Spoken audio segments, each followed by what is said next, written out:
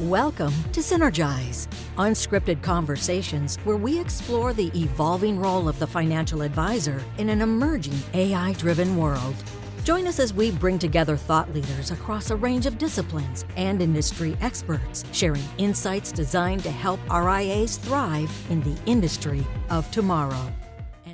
Hi, I'm Bill Coppel, Chief Client Growth Officer at TradePMR, now a Robinhood company. And I'm Ryan Neal, Senior Editor at Robinhood/TradePMR, and you're listening to the Synergize podcast. Why, in my experience, RIAs often struggle to manage the dual role of an advisor and a business owner. And that can lead to missteps that tend to slow growth. So today, we want to shine a light on some of the common business practices that are not well executed and that can be counterproductive for RIA firms regardless of their size. And the practices you're talking about, which can end up being barriers to growth, they can either be one-off decisions that a firm makes somewhere along the line, or it could be habits that they've built in over the years and that are much harder to break. So we're going to dive into both sides of this equation. So the question is, how does a firm sidestep some of the missteps that can hamstring growth? Our guest today, Eliza De Pardo, is here to share her perspective on some of these known business challenges, I call them missteps, and what firms might want to avoid in light of the growth opportunity that lies ahead. This notion of deliberation of decisions ad nauseum is really doing your business a great injustice. The drag on productivity is astounding. The impact on growth is also astounding. We see decisions being kicked down the road. We delay it, it's protracted. And during this time when we're delaying, we are missing opportunities, right? We are ultimately moving far too slowly to be able to grasp opportunities that are right in front of us. A little bit about Eliza. She is founder and director of consulting at Pardo Consulting, a firm that focuses on helping financial advisory firms and financial institutions that serve them drive positive business change. To learn more about Eliza's background and her experience, please refer to our show notes. Eliza, thanks for joining us. Thank you, Bill. Thank you, Ryan, for having me. I'm really delighted to join you on your podcast. Great. You know, as I mentioned in the intro, we're talking today about RIAs that want to grow and the challenges that go with that. In your experience of working with wealth management firms, participating in areas like organizational design, compensation structure, performance management, as well as general business management and business development, what are some of the issues, challenges, in other words, that you're seeing when working with firms that are struggling with, all the different things that go into creating a successful outcome? Sure. Well, as you can imagine, it's quite a long list when we look back at all of the consulting clients we work with and the engagements completed. Generally, firms are reaching out because they're having difficulties growing. Shareholders perhaps can't align behind a growth plan, or they don't know which direction to take. It's very, very common for that to be the case. And beyond growth-related challenges, oftentimes firms are really dealing with a host of human capital management issues. And that's where we tend to specialize. And so we see a lot of that. And that could be everything from struggling to structure their teams in the best way possible to support growth, struggling with recruitment, really being confused around compensation in particular. It's a big issue. Performance management, business succession is becoming more and more a priority for firms that may be several years away from any type of transaction, but they are concerned about the path to their succession plan. So really, many different human capital related challenges are evident, and then related to that, we see all sorts of things around, business development issues. Including marketing and referral generation type challenges. We see every kind of aspect of business, if you like, of the challenges that arise across a range of capabilities. So when you're working with firms out there and they come to Pardo Consulting and want to help get sustainable growth going, what do you think are the key metrics that firms out there should be focusing on? What are those things that they should be tracking? It's a really good question. And look, there are so many metrics that firms could be focusing on. I always really counsel shareholders and executive teams to focus heavily on client growth. It's very much as the leading indicator of growth. Arguably, client growth is the most genuine indicator of a firm's ability to expand. It is considered in the market, if you look at compensation levels for roles that are rainmaker type business development positions, it is the most highly valued position in the market. It is the hardest work that takes place within the business, is this ability to generate new prospects for the firm that are a good fit for the business and to be able to convert those prospects. So if we're focusing on that activity and our pricing model is in check, everything else should follow. So client growth, number one, as a metric to be paying close attention to, followed by revenue growth, followed by asset growth. In our industry, obviously the tendency for many firms is to focus heavily on that growing asset number. And it is important, but there are other levers within the business that are ultimately going to be driving that number. So that's why the focus on client growth. Real quick follow-up on that. When you say client growth, I'm assuming you mean total like new clients coming in, but do you also look at growth among your existing clients? Are they getting like growing share of wallet, for example? It's really super important also. When I reference client growth, we're looking at the percentage increase in the number of clients measured over a 12-month period relative to the previous 12 months. And generally, that total client growth number, if you look at benchmarking data over several years, that number comes in at around 6.5 to 8.5%. Last year, it was just under 8.5%, which was really strong. That's the typical firm performance, right? That's a median.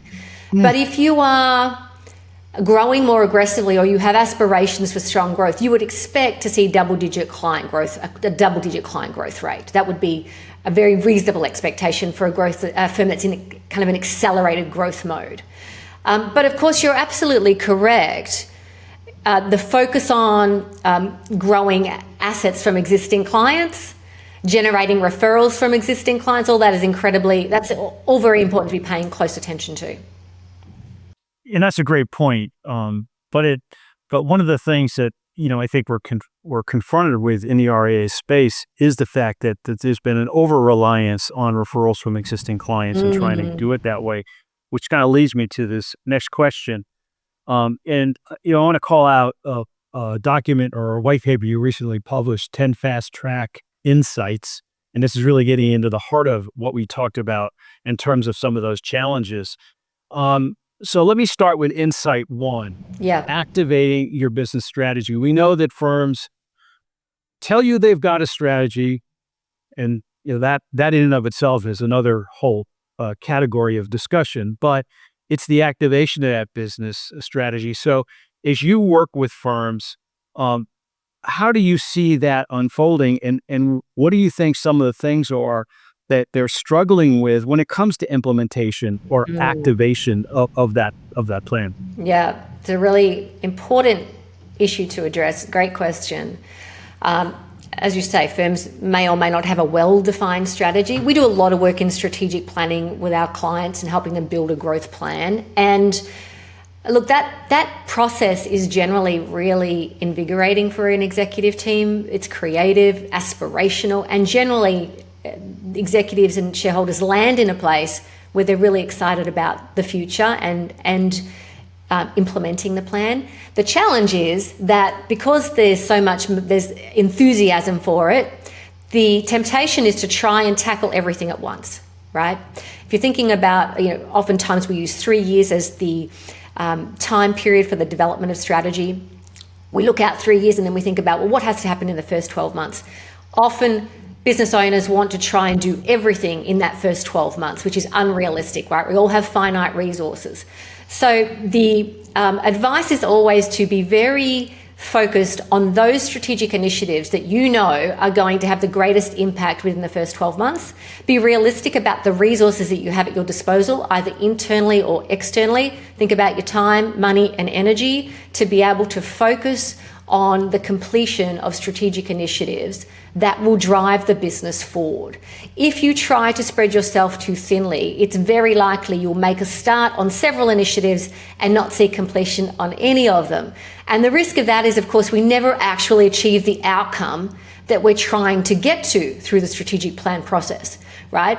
So you're much better off to focus on 2 big outcomes in a year and complete them in their entirety and start to reap the benefits of the completion of that work, rather than dabbling in all of these different strategic initiatives and not seeing any true result for many, many years, right? Because it can take a long time for trying to do everything at once. Most firms don't have a bunch of extra time, people sitting around just there to help them implement strategy. So that's my advice, is really to be focused on just a couple of things that where you can move the needle in a period of time that's going to have an impact on the business. And what's interesting about that, from my observations, that you've got a strategic plan and maybe you have 5 objectives. 4 of the objectives had nothing to do with growth.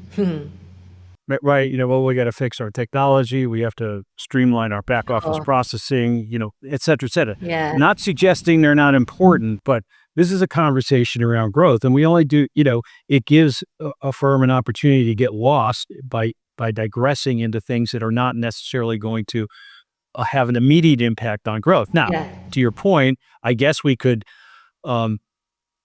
say that year 1 and 2 are foundational years to fix the process, and then we're going to go into growing 3 and 4. But I always find it interesting.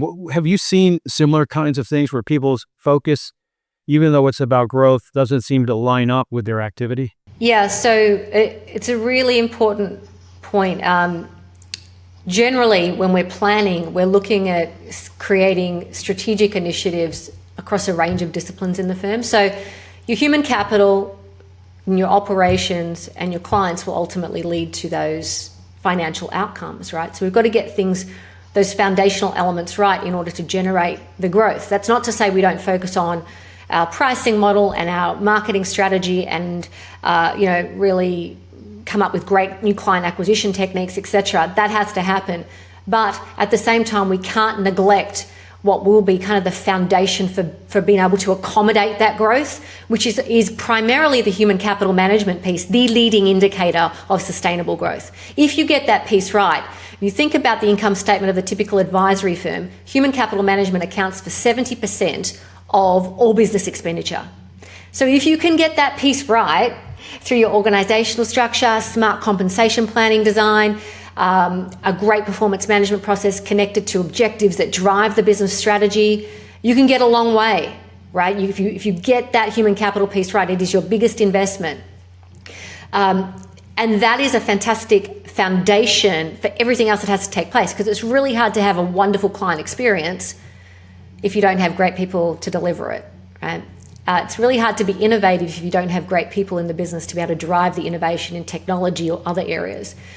So that's why it's a balance between focusing on your leading indicators, pulling out the right lagging indicators, things we know we can do, we've got control of, that we can have a short-term impact over the next 12 months, 18 months, and get that balance right, because you're absolutely correct. You can't focus on just one or the other. It's got to be a combination. Well, so building on that part about people, I know that oftentimes in this space, the firm's founder is that chief rainmaker, right? Mm-hmm. The independent advisor launched the practice or took it independent. And something I've talked about a lot with Bill and the CEO of TradePMR, Rob Baldwin, is how do you expand that rainmaking capability? How do you bring that from that chief rainmaker to empower the rest of your team? So back to your white paper, you talked about this in Insight 4, the sustainable business development. So can you talk to us a bit about the potential pitfalls of building a firm totally based around that chief rainmaker, and maybe how can firms branch out to make sure the rest of their team are bringing in new business as well? Right, this is one of the most commonly observed issues that we see in advisory firms, and we see it in very large firms with several $billion in assets, and we see it obviously in smaller businesses where you naturally have a high level of dependency on perhaps a founder. So the challenge here is that we generally have founders or owners who have big personalities, personalities that are very people-oriented, personable. They do an amazing job at being able to attract new clients. People really gravitate towards them, but that skill is never really transitioned. That ability to network, build relationships, build rapport is never really transitioned to others within the firm, even when businesses have gone out of their way to create advisory teams and support the owners, the founders, lead advisors who are good at that work. We generally oftentimes see this gap between in that business development skill set. So in the white paper, the guidance is very much for firms to think about how do we focus on the transfer of this knowledge.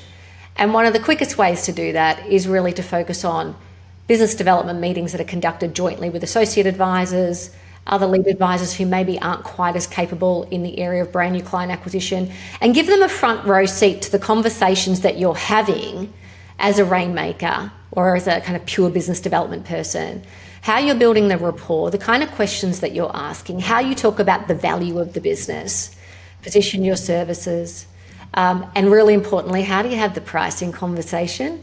And sitting in and listening to that conversation can be one of the fastest ways to then learn how to do that yourself. A lot of the time, that is the sticking point. Advisors are nervous to have pricing conversations, but once you observe it, it can become a whole lot easier to be able to do that. So how do we, think very much about bringing in others into your meetings and have them use that as a forum for coaching and development. The other thing is really to think about, well, what are your hiring needs going forward? Because the temptation is oftentimes to bring in servicing advisors who we can just transition more clients to. And that may have served the firm really, really well in the earlier stages. And it's a very important function, that servicing advisor role. It's incredibly important. However, we've got to look at skills that are beyond that. So finding talent that maybe came out of other industries that have that sales background, perhaps folks who previously worked in real estate as an example or in retail, that we can coach up to be those business developers for the future. Really actively think about, what kind of skills do we need to fill this gap so that ultimately founders can take a step back. There's nothing surer that over the course of time, those individuals who are entirely responsible for business development will want to stop doing the business development. They get sick of it. They're burnt out by it. And before that happens, we have to have the team in place to be able to take over that responsibility. I love hearing that. My childhood best friend is in real estate. I think he'd be the all-time best advisor. And he's tall, he's super, gregarious and fun, and the handsomest son of a bee I've ever met. And I think he's good at this kind of stuff, but he's just not interested in finance, so he gravitated toward real estate. But I'm like, man, if you learned it and someone took a chance on you and taught you this space, he'd be so good at it. Right. I think there are probably plenty of people out there that could fill that role. Yeah. And this is a really important topic as well, because as we know, the advisor population is aging. I've seen statistics that suggest there's going to be some shifts coming up in the future with people leaving the business due to retirement and other reasons. And so we haven't really spent a lot of time talking about where this next generation of advisors is going to come from. As you pointed out, Eliza, and I agree with you, which is, some of it's on the job training, being able to shadow a rainmaker to begin to, what I call help you find your voice and your ability to do that kind of work. But ultimately, leaders are trusted with two things. One is to find them, and the other one is to develop them. Talk to us a little bit about where you've seen some best practices in that development space and where they're going to find these next-gen advisors.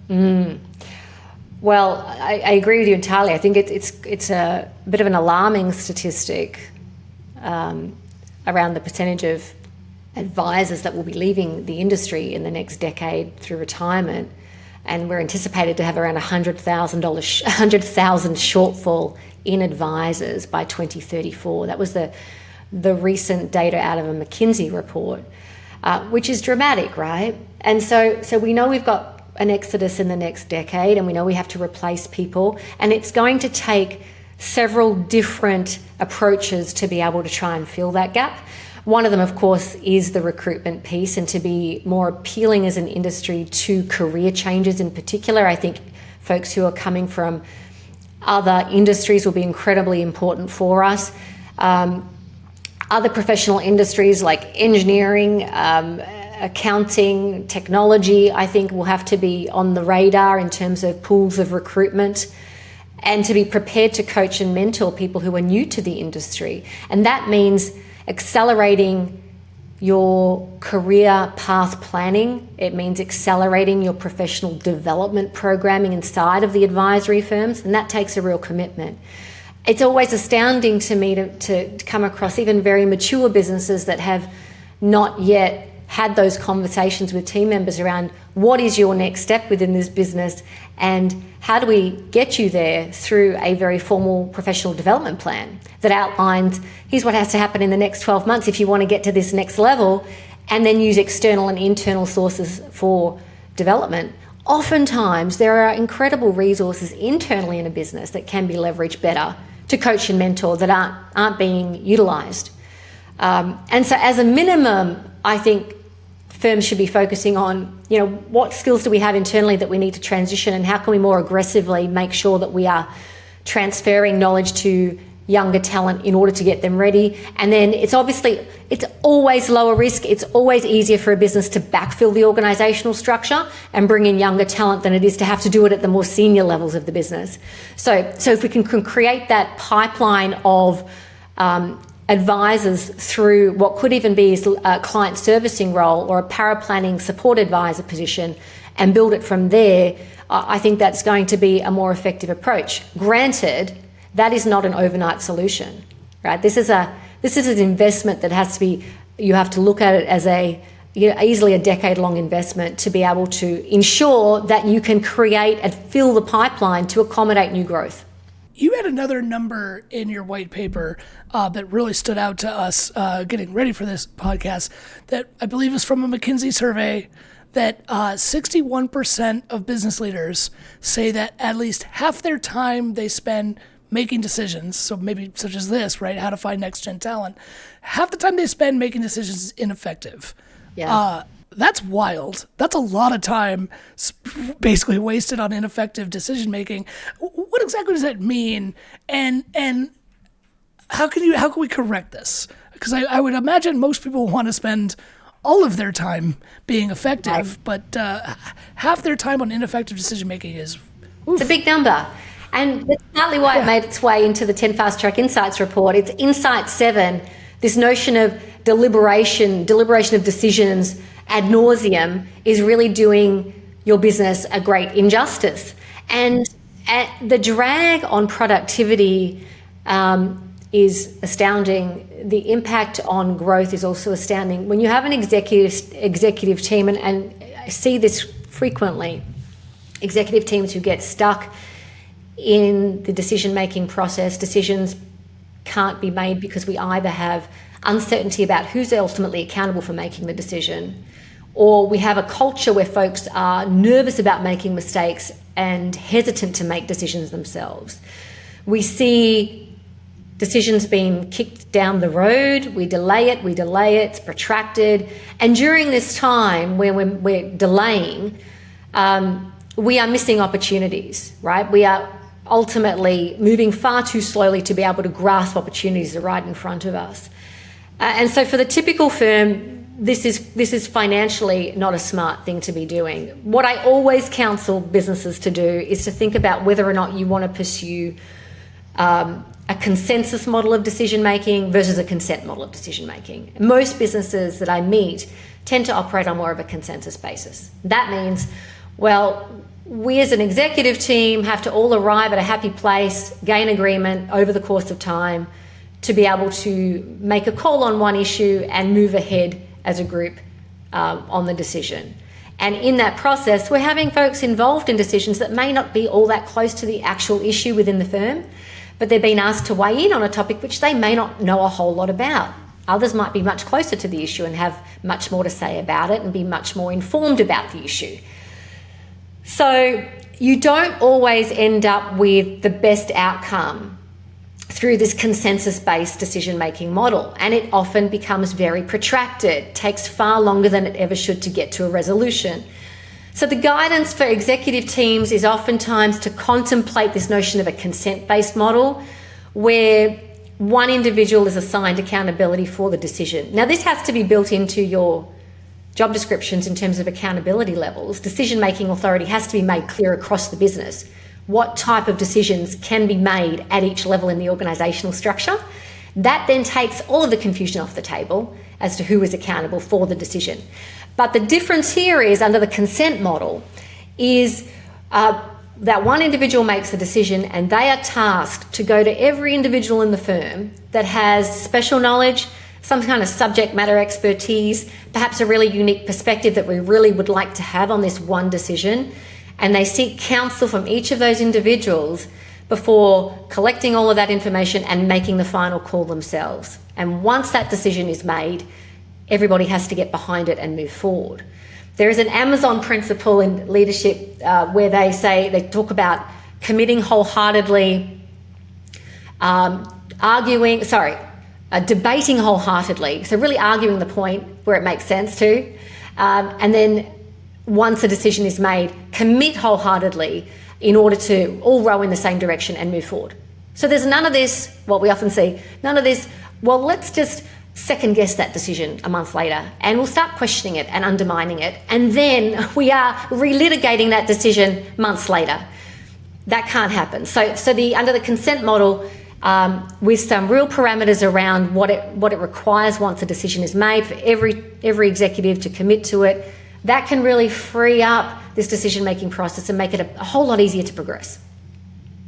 I couldn't agree with you more. And many of the practices that I've worked with over the years are based on consensus, right? So, and somehow, what I've observed is that they tie that to culture, i.e. everybody's got to get along. Yeah. And I think this reflects itself also in the quality of the strategic plan, because inevitably in that situation, you're executing against a strategic plan, and it gets revealed in those situations where you're trying to make a decision. Well, I didn't really agree with that to start with. That, I didn't like that part of the plan, so I'm not going to support that part of the plan. I mean,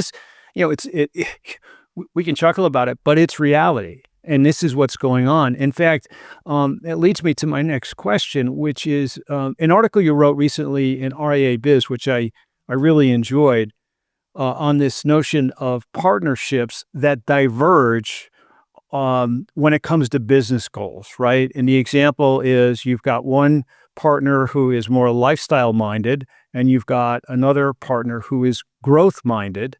And when you look at the history of how a lot of those developed, it was, hey, I like you, you like me, we kind of do the same thing, let's share expenses, i.e. let's put a firm together. And then you realize 5 to 10 years into it that you're in very different places. How should that scenario of divergence to create alignment, how do you build a plan that they can commit to or not? And depending on the nature of the partnership, how does something like that survive, or does it? Because I'm seeing more and more of that develop, particularly as we, go back to the fact that we're going to see a lot of people transitioning out. Right. And yeah, many business owners get to a point where they become very comfortable, and financially they've already achieved their goals, and others may feel very differently. As you said, some want to grow very aggressively and they want to do that, for many years to come. So this is a tricky one to resolve. Some partnerships won't survive it, but there are ways to resolve it.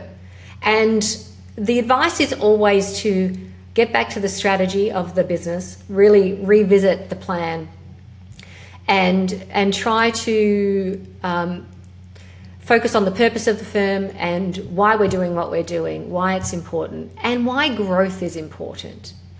I'm not here, make the point in the article, this is not about convincing one party to just go along with the other's aspirations. But the truth is that if a business is not growing adequately, it's very, very hard to continue to advance the way that we service clients. Most advisory firms over the course of time will find themselves dealing with larger clients, more complex clients who have bigger expectations.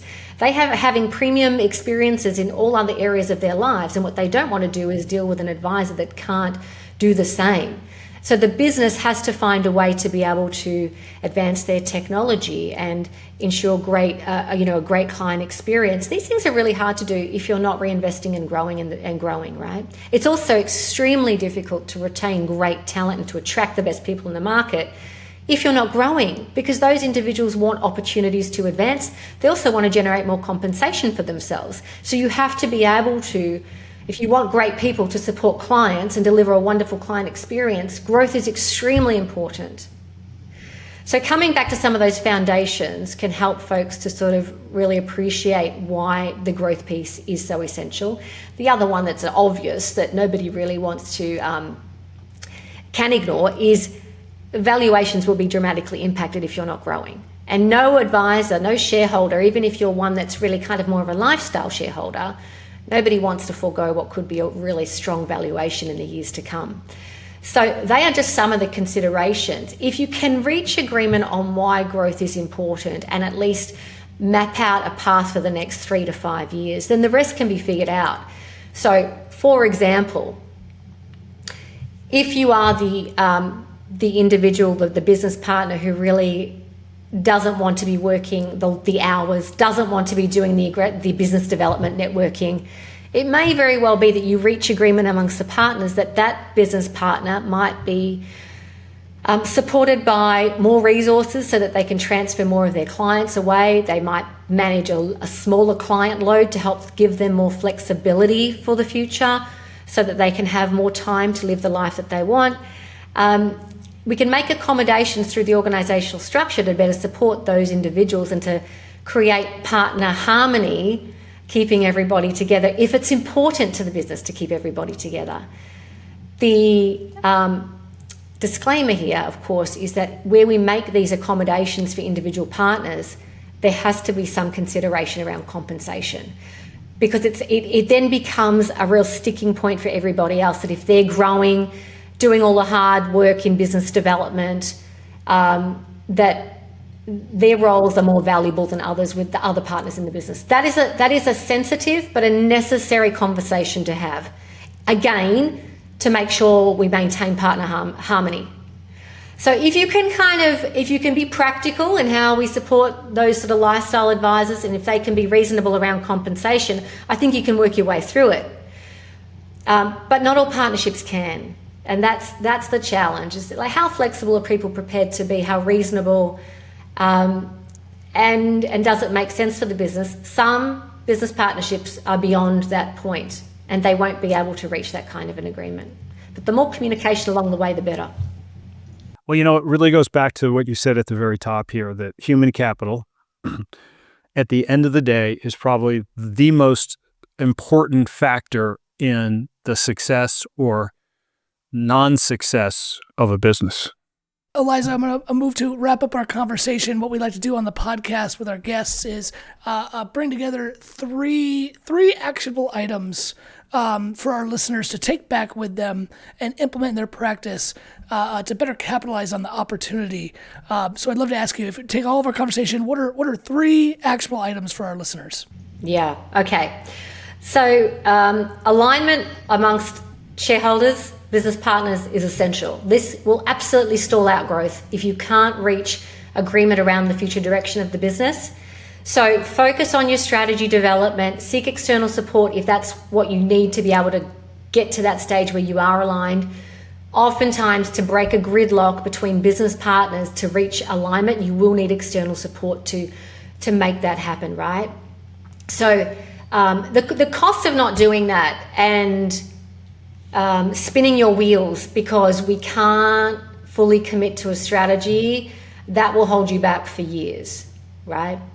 And, very much related to this is the executive team efficacy. how effective are executives in collaborating in order to execute on strategy, but also just in leading the business more generally. There will be an unlimited number of opportunities that are missed and overlooked if your leadership team cannot find ways to work effectively together.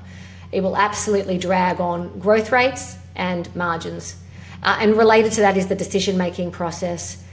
It's truly, if you want 3 reasons, I'd say it's people, people, and people. Literally the largest expense for any firm and the most significant contributor over the long term to achieving sustained business growth. So that would be my guidance. Become really laser focused on your growth ambitions and align your executive team around that, and then put that human capital plan in place to best accommodate and drive the growth off the back of it. Well, fantastic. Normally I sum up the 3 points, but I think you just did it beautifully for us right there. And again, as you said, people, focus, alignment, make the right hires. Yeah. So Eliza, thank you so much for joining the podcast. It's been absolutely my pleasure. Thank you for having me. We hope everyone enjoyed today's conversation. If you like what you heard, please just take a moment to subscribe, follow us on social media, wherever you're getting this. Click those buttons. Every little bit helps the algorithm. And thank you for listening.